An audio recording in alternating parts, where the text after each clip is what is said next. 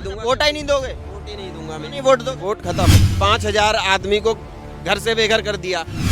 कैमरे के अंदर से कोई तोप या गोले तो निकलते नहीं है जी जिससे हमारा इंडिया गेट गिर जाएगा। उन्होंने कहा था जी कि जहाँ झुग्गी वहीं पक्का मकान। नमस्कार, मैं हूं आपके साथ गौरव राजेंद्र और इस वक्त जो है मैं मौजूद हूं इंडिया गेट पर, जहां पर जो है लोगों से जानने की कोशिश करूंगा कि आने वाले लोकसभा चुनाव यानी 2024 में किसकी सरकार जो है बनने जा रही है। लोगों के मन में क्या कुछ सवाल हैं, क्या कुछ जहन में उनके चल रहा है कि कौन से नुमाइंदे को, कौन सी सरकार को वो 2024 की गद्दी पर बिठाना चाहते हैं, किस शख्स को जो है गद्दी तक पहुंचाना चाहते हैं। क्या नाम है आपका? मेरा नाम अवधेश दीक्षित है। कहाँ से आए? मैं यहीं दिल्ली में रहता हूँ। क्या करते हैं? मैं यहाँ इंडिया गेट पे फोटोग्राफी का काम करता हूँ। अच्छा। तो किसकी सरकार बननी चाहिए? फोटोग्राफी कभी अब सरकार का तो अभी हम ये नहीं कह सकते कि किसकी सरकार बननी चाहिए, लेकिन ऐसी सरकार नहीं चाहिए जो गरीबों को ना देखकर हाँ। सिर्फ अमीरों को देखती है। अच्छा। किसी भी सरकार को हाँ।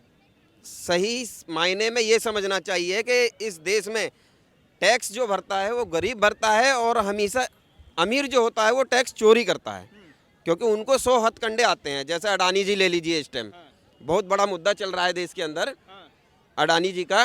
जी इनके ऊपर इतनी संपत्ति का कर्जा है, इतना कर्जा है जो बताते हैं कि जी इनकी कई प्रॉपर्टियां बेचने के बाद भी उतर नहीं रहा है, लेकिन वहाँ कोई एक्शन नहीं है। लेकिन यही अगर एक किसी गरीब आदमी के ऊपर होता या किसी छोटा आदमी कोई भी मान लो XYZ, तो अभी तक उनके घर पे या बुलडोजर कह रही है बीजेपी सरकार कह रही है गरीबों की सरकार है। बीजेपी सरकार तो अभी पीछे जी मैंने सुना था, उसमें इश्तिहार भी आया था। वो हमारे सरदार जी हैं, क्या नाम है उनका? क्या नाम है? हरदीप पुरी। हरदीप पुरी जी ने यह भी कहा था जहाँ झुग्गी वहीं पक्का मकान। हरदीप पुरी जी ने ये एक मैंने स्टेटमेंट देखा था, उन्होंने कहा था जी कि जहाँ झुग्गी वहीं पक्का मकान। लेकिन हो क्या रहा है, आदमी की 5-5 मंजिल की बनी हुई बिल्डिंगें 5,000 आदमी को घर से बेघर कर दिया। ये कौन सा वो है? सरकार कह रही है कि छोटे छोटे गांव तक जो है पक्के मकान पहुंचा दिए, बिजली पहुंचा दी।